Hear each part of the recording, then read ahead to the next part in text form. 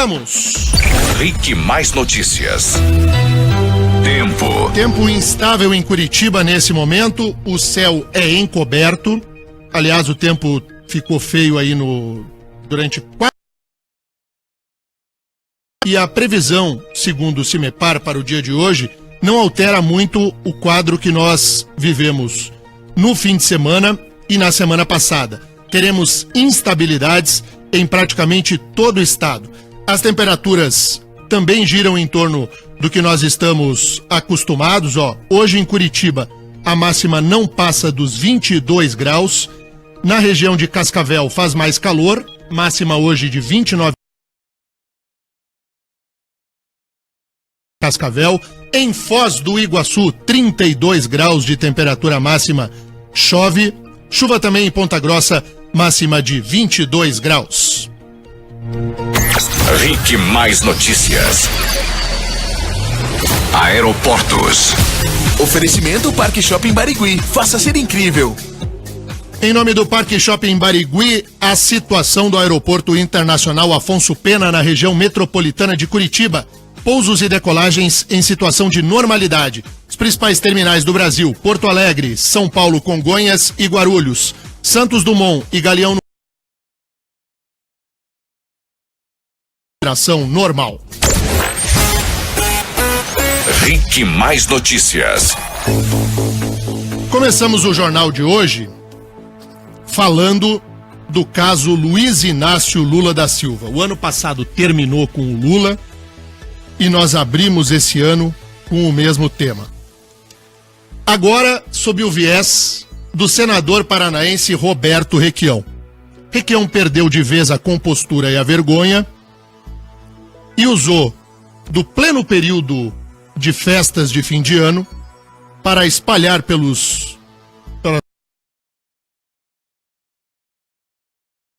um vídeo dele, Requião, de aproximadamente 6 minutos, em que ele tece todo o roteiro da sandice política nacional. Primeiro criticou o impeachment da ex-presidente Dilma Rousseff. E depois desceu o sarrafo no juiz federal Sérgio Moro. Ele diz que quem não é Lula não é democrata. Que só há democracia com Lula candidato. Vamos ouvir a primeira fala do que proliferou a mente.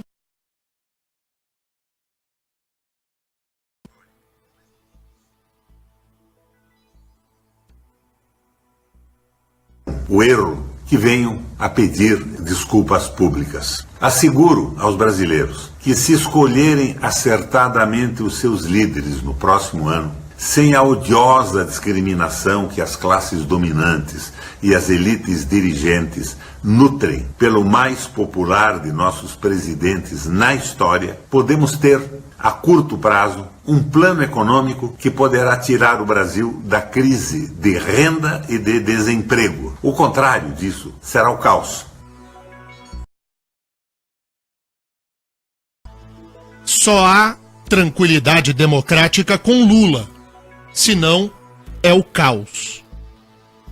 O senador paranaense Roberto Requião vestiu de vez a roupa do PT, que sempre lhe caiu muito bem, para agora virar o defensor número 0, não é nem o número 1, é o número 0 de Luiz Inácio Lula da Silva.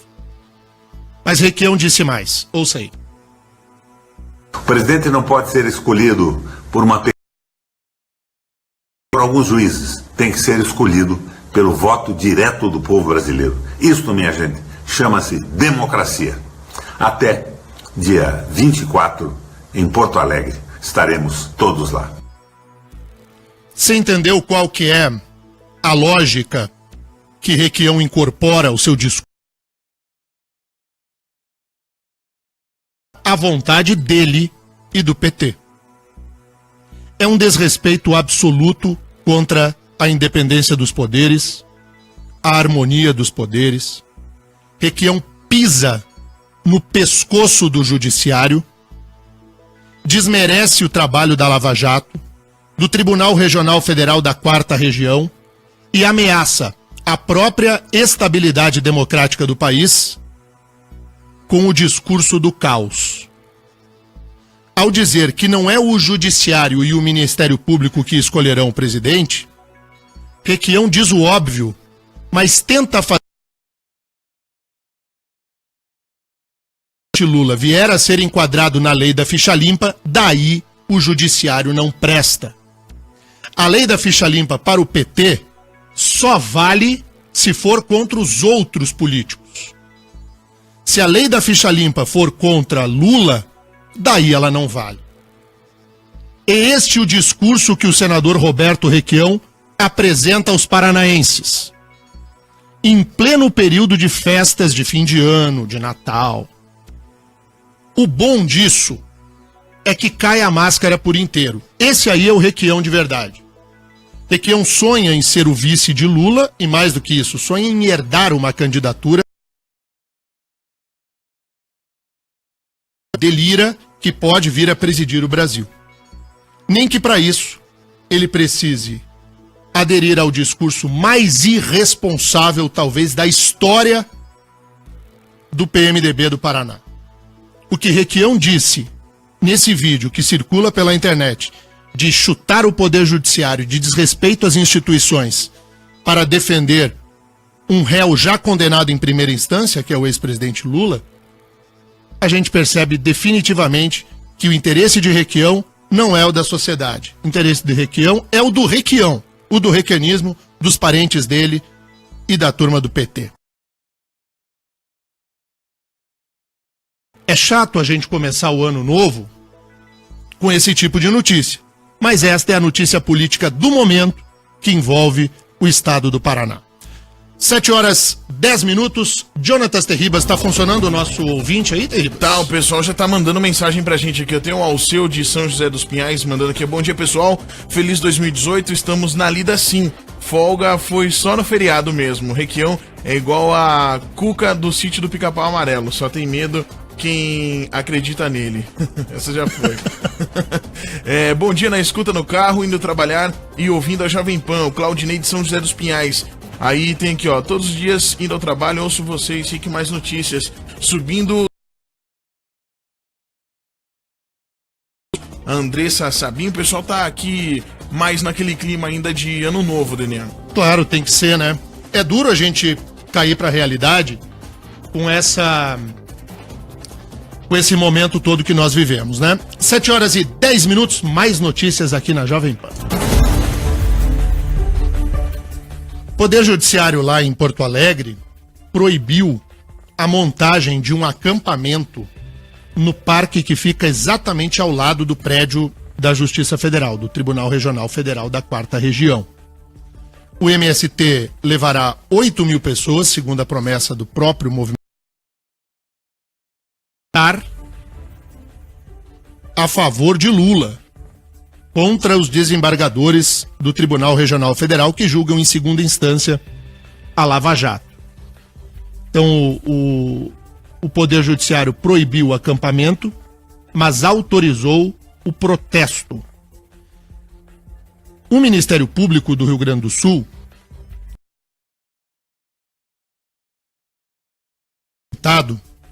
que a Justiça determinasse locais de protesto que fossem distantes do prédio do Tribunal Federal.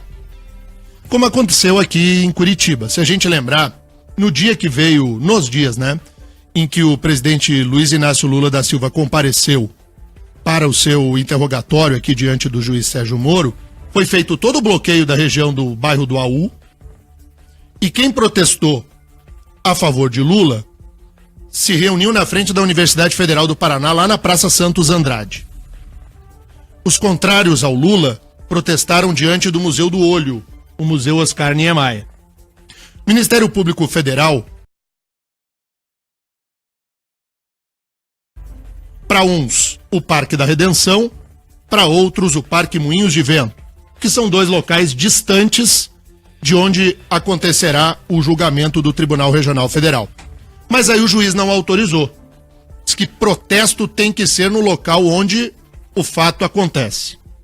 Então o juiz federal lá de Porto Alegre proibiu o acampamento, mas permitiu o protesto. O que me preocupa demais Eu já disse aqui, aquele lugar ali é um queijo suíço, é tudo furado. Ali tem um parque do lado, tem pedra, tem pau. É um lugar uma decisão equivocada.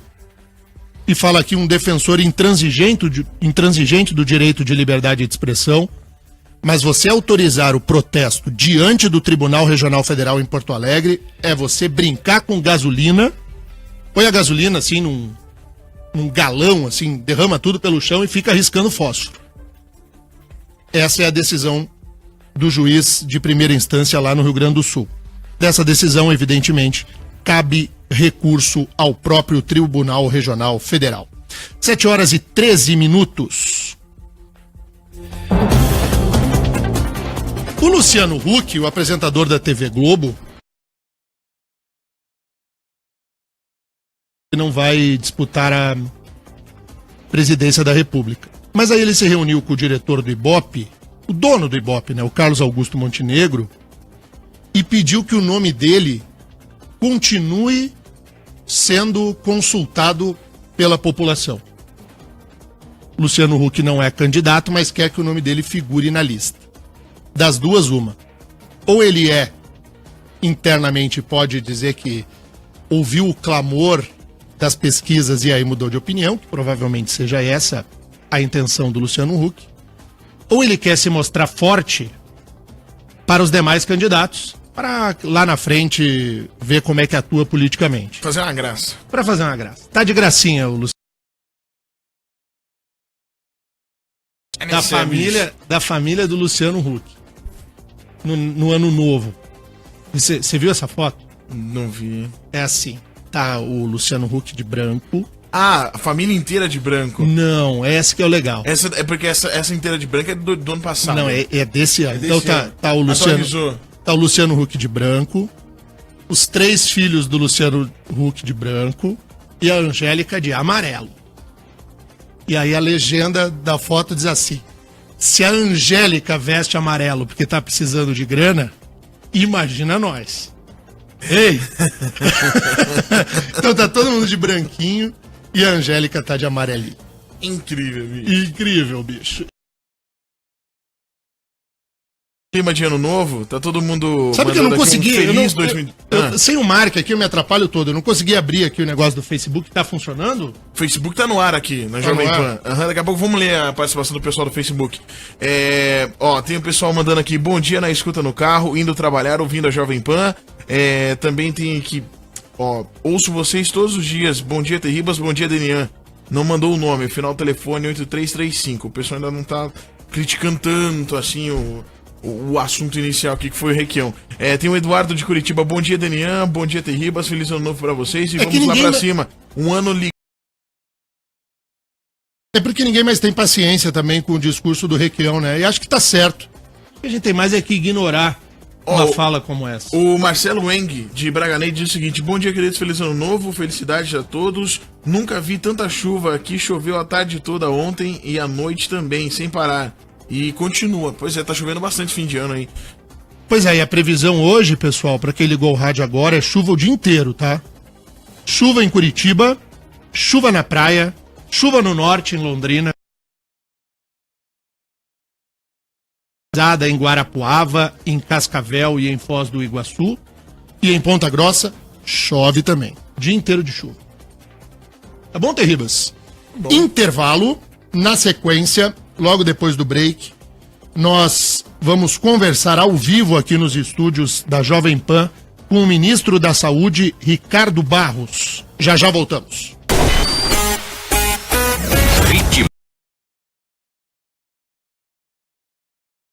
Jovem Pan Curitiba, Jovem Pan Cascavel, Jovem Pan Ponta Grossa. Falamos para Foz do Iguaçu e toda a região da Tríplice Fronteira. Para o mundo inteiro, henriquemais.com.br/Jovem Pan, pelo aplicativo da Jovem Pan Curitiba no seu celular e em facebook.com você procura o Rick Mais PR. Daqui a pouquinho nós vamos abrir espaço para o ouvinte.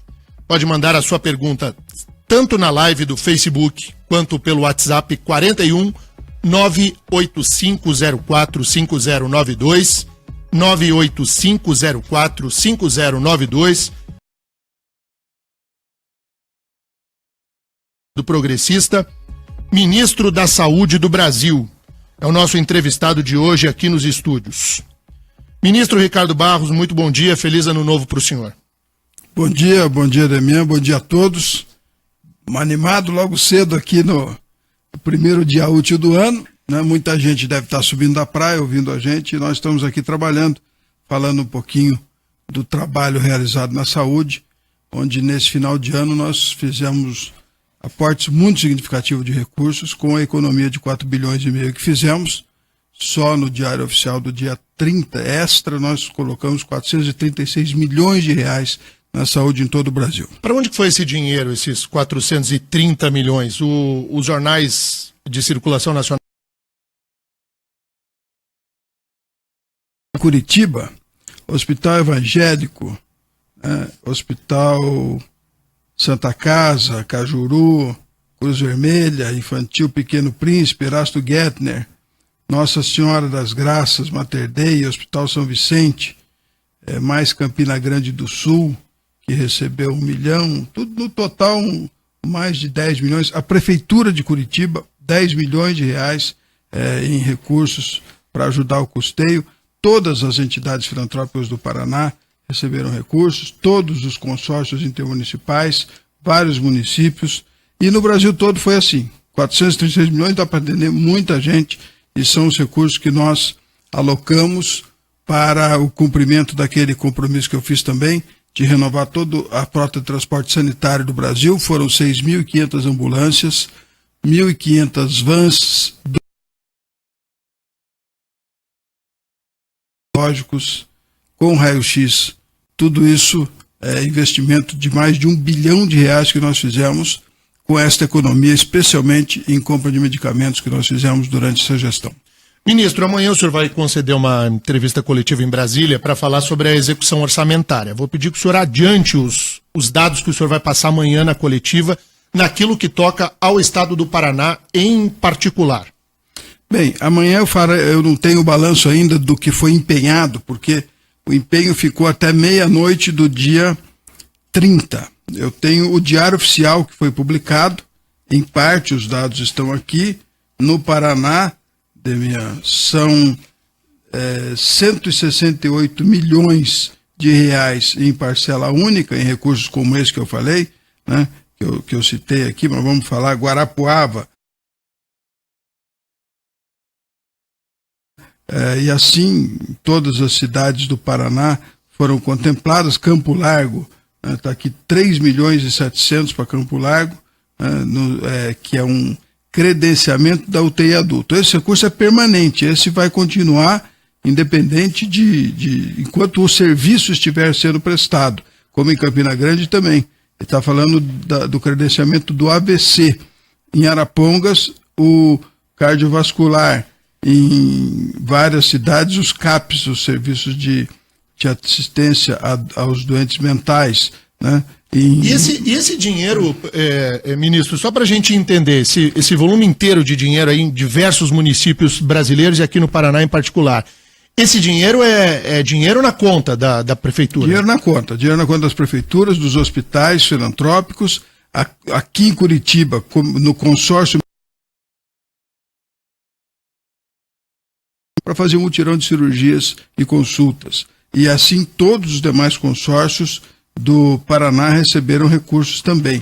Então, no total, 185 milhões, o Paraná foi contemplado nesses recursos, e não agora neste Diário Oficial. Eu estou falando da execução orçamentária. Esse recurso que eu estou dizendo, 185 milhões, o Paraná recebeu no mês de dezembro, durante todo o mês de dezembro. Agora, ministro, a gente ouve esse volume de dinheiro e é um orçamento consistente. Essa execução de fim de ano é muito dinheiro. O volume de dinheiro que a saúde brasileira recebe aí dos impostos, dos tributos cobrados dos brasileiros é tão grande. E por que ainda assim a saúde tem tanto problema? Porque falta gestão. Nós, neste período, que eu estou pouco mais de 1 ano e meio no Ministério, economizamos 4,5 bilhões, revisão de contratos, enxugamento da máquina, corte de cargos comissionados, e tudo que compramos, de quem compramos e quanto pagamos, está disponível. Então, fornecedores do mundo inteiro vêm oferecer aquilo que nós estamos comprando mais barato e nós temos comprado mais barato. Então, esses recursos foram todos reaplicados em mais saúde para a população. O Ministério hoje paga 100% em dia. Este ano todo não atrasamos um dia nossos pagamentos. Credenciamos todos os serviços que estavam sendo feitos por hospitais, prefeituras, estados que não tinham a contrapartida da União desde 2012, que tinha uma UPA funcionando sem a contrapartida da União, tinha um serviço de cardiologia sem a contrapartida da União. Tudo isso foi regularizado, de modo que hoje a saúde ela está num momento muito positivo, muita aprovação dos gestores, muita aprovação vamos dizer, dos que pensam a saúde no Brasil. Reformamos a saúde mental. Foi feita, os agentes comunitários de saúde vão ser resolutivos na sua visita domiciliar, vão medir pressão, tirar glicemia, fazer curativo. Vamos formar 200 mil agentes comunitários de saúde em técnicos de enfermagem, pagos pelo governo federal. As inscrições abrirão agora em fevereiro. Então, há uma grande mudança na gestão da saúde e, é claro, a saúde é descentralizada. Nós repassamos, o nosso orçamento é 125 bi, foi no ano passado, esse ano 130 bilhões. 75 nós repassamos para estados e municípios executarem ações de saúde. Então, cada estado tem autonomia, cada município tem autonomia. Por isso que não é igual. Por isso que não é igual a qualidade da saúde em todo lugar. Cada prefeito faz como é da sua autonomia fazer. Porque os prefeitos reclamam que é muito caro o serviço de saúde, que com a municipalização não tem arrecadação suficiente para conseguir, por exemplo, sustentar um médico, né, que é um profissional que custa mais caro. O governo Dilma Rousseff trouxe ao Brasil aí os médicos cubanos, lá daquele programa Mais Médicos. Qual que é a situação hoje desse Mais Médicos, hein, ministro? Mais Médicos está renovado o contrato, logo que eu cheguei no Ministério, 11 mil médicos cubanos, nosso compromisso foi reduzir para 7 mil em 3 anos, já reduzimos para 7 mil, dobramos o número de brasileiros no Mais Médicos, muitos agora brasileiros formados no exterior estão no Mais Médicos. O programa tem 18 mil conveniados, 18 mil bolsistas que estão alocados em vários municípios do Brasil e representam 3 bilhões de reais a mais de investimento do governo federal para o médico. E nós estamos pagando pelo governo federal esses 3 bilhões em 18 mil médicos do programa Mais Médicos. Então, agora, é importante que a gente fale aí do Mais Médicos até para tirar um pouco do fake news aí, do que circula pelas redes sociais. Esse pagamento dos médicos lá do programa Mais Médicos, ele, para os cubanos, ministro, ele é feito diretamente a Cuba? É isso? Não. Nós temos um convênio com a Organização Pan-Americana de Saúde que traz médicos conveniados de Cuba ou de outros países. De vários países estão aqui no Brasil fazendo o programa Mais Médicos. E Cuba, nós pagamos a Cuba o valor da bolsa e Cuba paga, nós pagamos a OPAS, Organização Pan-Americana da Saúde, em Washington, e ela que repassa o recurso para Cuba. Então, e a OPAS, o pagamento integral da bolsa que é feita, como é feita diretamente para outros profissionais que conveniam com o Ministério e para esses brasileiros que estão no Mais Médicos, que recebem o mesmo valor diretamente do governo federal. Bom, ainda na área da saúde, o senhor tem, calculando aí por cima, 3 meses de governo pela frente. O senhor vai disputar a reeleição, ministro? Vou deixar o cargo, né? Até 7 de abril eu tenho que deixar o Ministério para concorrer ao 6º mandato de deputado federal, depois de ter sido prefeito de Maringá. E nesses 3 meses e um pouquinho, tem ainda o que se fazer? É possível, ou já está, como se brinca aí na gíria da política, tomando café frio? Não, eu tenho ainda algumas ações que estão em andamento e que serão consolidadas, a informatização de todas as unidades de saúde no Brasil. Eu recebi o Ministério com 920 unidades básicas, postos de saúde com prontuário eletrônico, já temos 17 mil e vamos a 41 mil até o fim de 2018. Mas isso estará contratado agora. O rastreamento de todas as ambulâncias e ser consolidada, a logística integrada de todo o transporte de medicamentos do Ministério também está sendo contratada. Uma mesma empresa vai receber, transportar, armazenar, entregar, para que ela tenha responsabilidade sobre qualquer desvio de medicamento e várias outras ações nesse sentido da gestão. Este programa de formação dos agentes comunitários de saúde também será publicado agora. Nós temos muitas coisas que nós construímos e que serão consolidadas no mês de janeiro. Depois disso, qualquer coisa que eu faça não terminará no meu período, então não iniciarei coisas para outros decidirem se terminam ou não. Eu vou aí partir para consolidar o nosso da saúde, tudo pactuado na Comissão Tripartite, Estados, Municípios e União. O Ministério da Saúde é muito grande, são 130 bilhões de reais de orçamento, mais do que os estados e municípios põem, 250 bilhões por ano na saúde, é mais do que suficiente para fazer saúde de qualidade. Bom, vamos falar um pouco de política, ministro. O senhor é hoje, digamos assim, o dono do baralho. Todo o debate da eleição estadual aqui passa necessariamente por uma conversa com o senhor, com a vice-governadora Cida Borghetti, que é a sua esposa. Pergunta que faço é a mesma que Cida, ela é irreversível, é uma candidatura posta e vai até o fim, ou há alguma composição política a ser feita que pode fazer com que Cida Borghetti não dispute a eleição ao governo em outubro desse ano? Veja bem, este ano começa no dia 7 de abril, quando o governador Beto Richa, numa decisão pessoal sua, vai renunciar ou não ao governo para disputar o Senado. Em havendo a renúncia do governador, Cida Borghetti assume o governo, primeira mulher a assumir o governo do Paraná, e vai concorrer à reeleição, inevitavelmente. Não há nada que faça com que ela, estando governadora, isso já está muito bem articulado com diversos outros partidos. A probabilidade de toda a aliança que está hoje no governo do governador Beto Richa e da vice-governadora Cida Borghetti se manter e ampliar é muito grande, e é esse o trabalho que nós estamos fazendo. Nós estamos trabalhando para que todos que estão no governo e mais alguns partidos que não estão estejam nesta marcha para a reeleição da governadora Cida Borghetti e da continuidade deste modelo exemplar de gestão que o Paraná está mostrando para todo o Brasil. Hoje o Paraná é o estado em melhores condições financeiras em todo o Brasil, cumprindo pontualmente seus compromissos, enquanto outros, como você está vendo, não pagam a folha, polícia em greve, Rio de Janeiro, Rio Grande do Norte, Minas Gerais, mais fortes economicamente que o Paraná.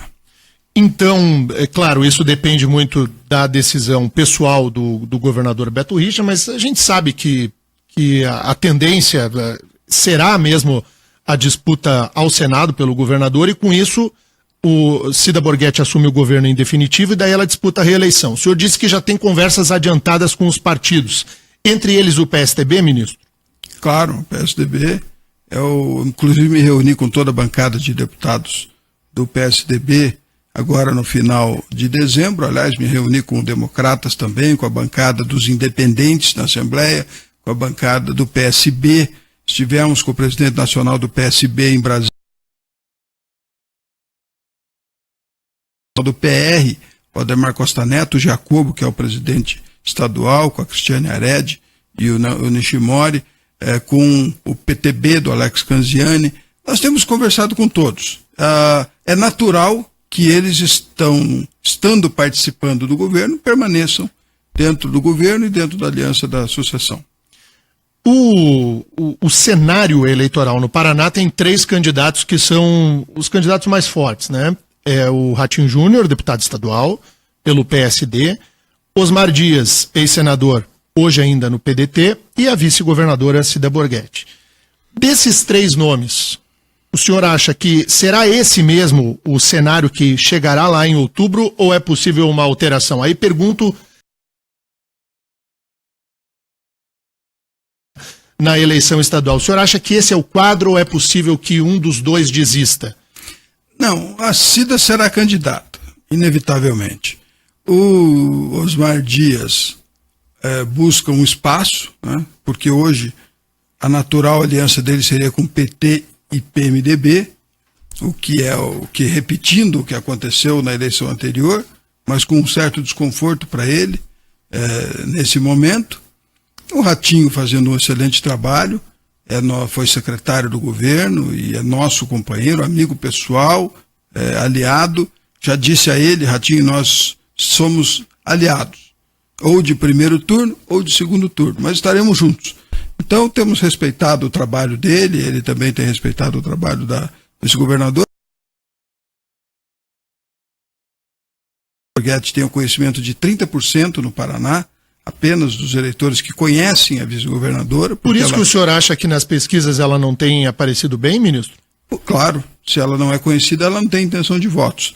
Mas, quando ela assumir ao governo e o seu nome ficar vinculado ao cargo de governadora, o que nunca ocorreu, ela vai ter, evidentemente, um crescimento muito significativo. A nossa expectativa é que ela abra o processo em abril, quando assumir com 5% a 7% das intenções de voto, e vai chegar em agosto, quando é o prazo final das convenções, 5 de agosto, portanto, 120 dias depois, vai ter 20% das intenções de voto, em torno de 20%.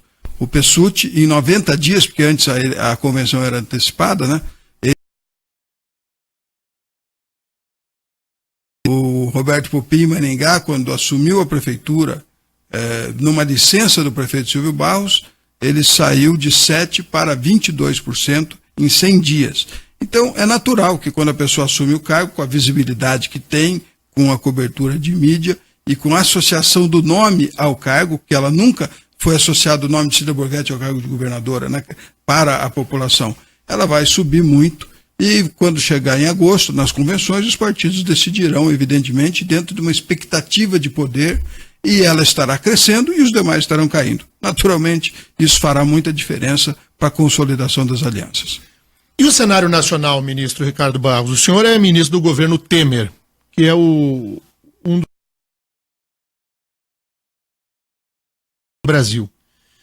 O cenário nacional mostra aí uma rejeição ao Temer, o que é natural, e além dessa questão, uma eleição presidencial muito tensa, com a possibilidade de Lula tanto concorrer quanto não concorrer. Isso vai gerar um ambiente de tensão na disputa nacional muito grande. Como é que o senhor vê o cenário da disputa ao Palácio do Planalto? Eu vejo ainda muito indefinido. Geraldo Alckmin melhorou muito sua situação política, unindo o PSDB em torno do seu nome, que agora é presidente nacional do partido, deu agora passos importantes candidato, porque antes ele pensava em apoiar o vice-governador, que vai assumir, e um candidato do PSDB, o que certamente não era a melhor decisão. Então, me parece que agora caminha o Geraldo Alckmin e o PSDB para apoiar o vice, que vai assumir, e manter a segunda maior máquina do governo pública do Brasil na sua candidatura a presidente da República. O partido não pode querer fazer o presidente e não fazer nenhuma concessão para isso. Então, acho que isso vai melhorar muito a posição lá do vice-governador, do governador Geraldo Alckmin, e que é o natural candidato ao Palácio do Planalto do centrão do PSDB e dos partidos que compõem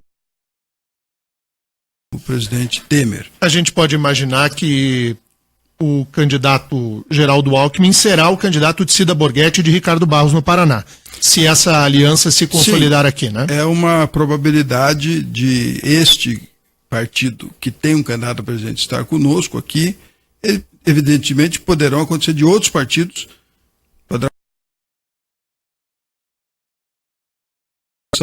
estadual, isso vai ter que ser avaliado. Nós não temos ainda como prever quais serão as candidaturas que vão se apresentar. Mas o Álvaro Dias tem um perfil muito, eu diria, muito adequado para este momento, porque ele é experiente, né, confiável como gestor e não está envolvido nas denúncias atuais de corrupção. Então ele tem um perfil que pode ser uma solução para o eleitor que quer uma mudança, mas que não quer uma aventura, né? Como representam outros candidatos que estão aí vamos dizer, capitalizando o voto de protesto, mas que não representam, eventualmente, uma perspectiva de um governo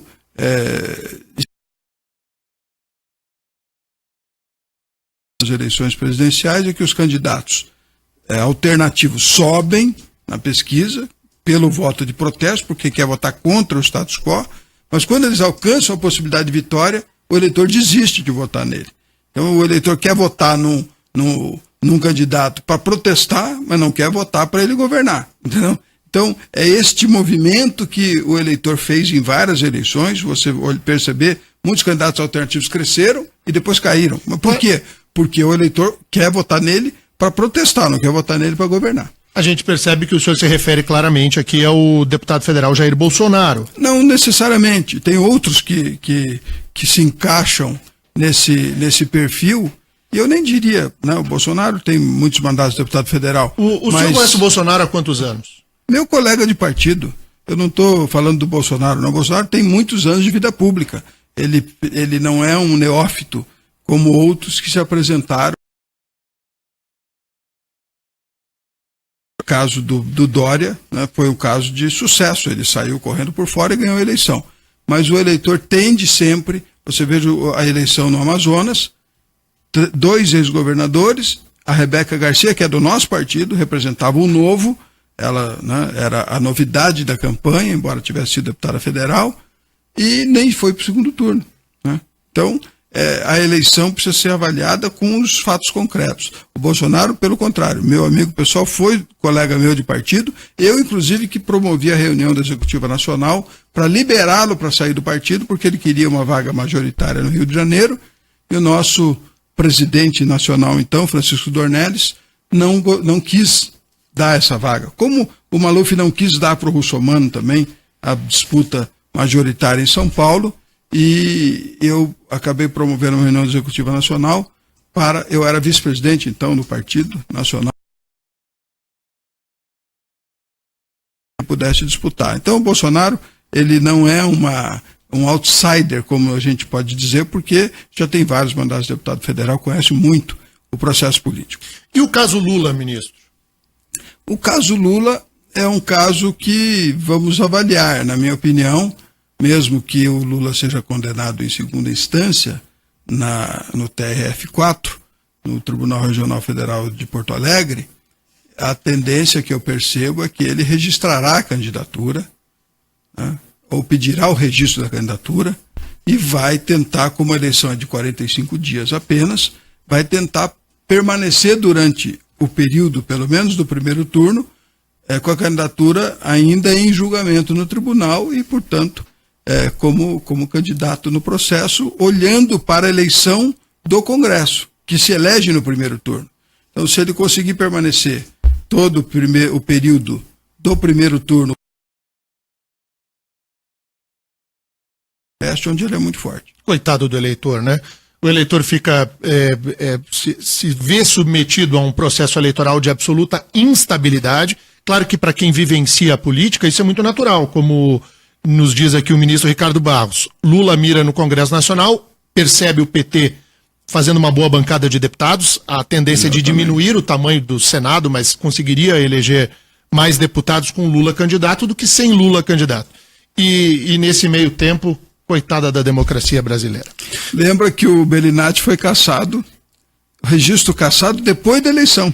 Ele disputou a eleição de Londrina com o registro dele sob júdice, que é o que vai acontecer com o Lula, e ele foi cassado 2 dias depois da eleição, eleito prefeito de Londrina. 2 dias depois tiraram o mandato dele, já eleito prefeito. Então, Foz do Iguaçu registrou a mesma coisa com o Paulo McDonald também, exatamente. Né? Muito bem, ministro Ricardo Barros, muito obrigado pela presença aqui à Jovem Pan. Quem quiser ouvir mais do ministro, vou seguir entrevistando o ministro Ricardo Barros na RIC TV Record.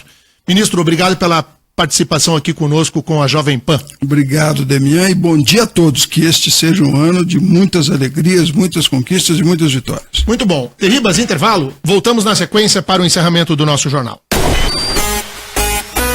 RIC Mais Notícias.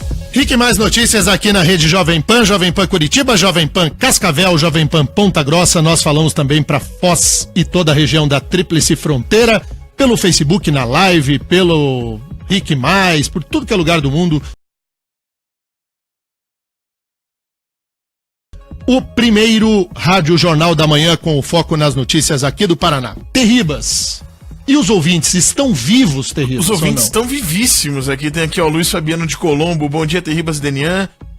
Ouvindo vocês no carro, indo trabalhar. E o Serginho do Posto? Fez a galera devolver os carros? Qualquer pergunta aqui. Bonecão do Posto, tá maluco, tá doidão. Lembra da música do Bonecão do Posto? Sim. Nossa, aí é... Meu Deus. Jorge Alberto, feliz ano novo a todos. Um abençoado iluminado. Já na estrada, sentido Piraí do Sul. Ó, já joguei em Piraí do Sul. Eu já fui pra Piraí também, fica passando Ponta Grossa. Quando você compra a passagem, ela vai com outro nome. É Joaquim Murtinho, alguma coisa assim. Não sei. Mais ou menos. Amigos, manda um abraço aos colombenses. Um abraço aqui do Wagner Sabino. Um abraço a Colombo. Requião pode fazer stand-up. O bicho é uma comédia. Aqui é o Gabriel de Santa Terezinha do Oeste. Mas eu prefiro que o Zico Lamour faça o stand-up do Requião. O Requião é muito sem graça. Chuva de besteira na fala do Requião. A Angelita de Colombo também mandando mensagem. Sabe, Terribas, que teve a Superlua, né? Teve a Superlua. Todo mundo viu, menos a gente. Ver o que? Não teve Tá feia Superlua. coisa pra gente ver Superlua.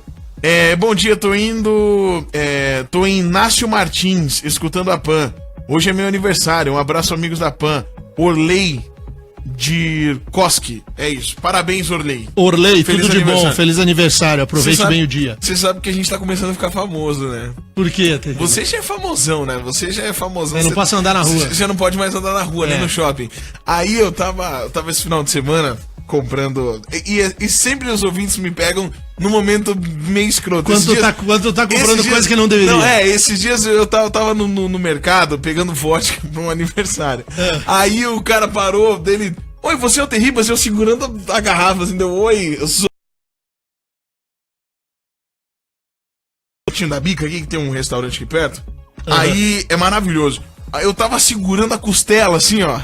Sabe, no osso, eu tava segurando ela assim, ó. Quando eu fui dar aquela mordida. Oi, você é o T? Sou. Manda um abraço pro Denian. Eu dei o pessoal mandar um abraço pra você. Então, um abraço. Pois é, eu tenho que mandar um abraço. As pessoas que me encontraram esse dia na Decathlon, eu tava na Decathlon no final de semana, daí a pessoa, oi, você eu reconheci pela voz, manda um abraço pro Denian e fala que eu quero o programa das crianças. Tem que fazer o programa Agora das é o programa crianças. de férias, é o programa de férias. O programa de das férias crianças. a gente vai trazer a criançada aqui, sem dúvida nenhuma. E eu quero mandar um abraço. Eloy é o nome do ouvinte, se eu não me engano, também conversou comigo aí num supermercado. Diz que é nosso ouvinte, Terribas, desde que gosta barbaridade do tipo de jornalismo que nós fazemos aqui na Jovem Pan. Vamos embora, Tê? Vamos embora, vamos que embora. eu tenho que entrevistar o ministro da Saúde lá na RIC TV. Então vamos embora. Vamos tocar Creedence? Faz tempo que a gente não toca o Creedence. Acho que a aqui. gente nunca tocou Creedence aqui. Pois é, o Creedence é legal, não é legal? Vamos embora de Creedence, então. Então vamos. Falou. Até amanhã, pessoal.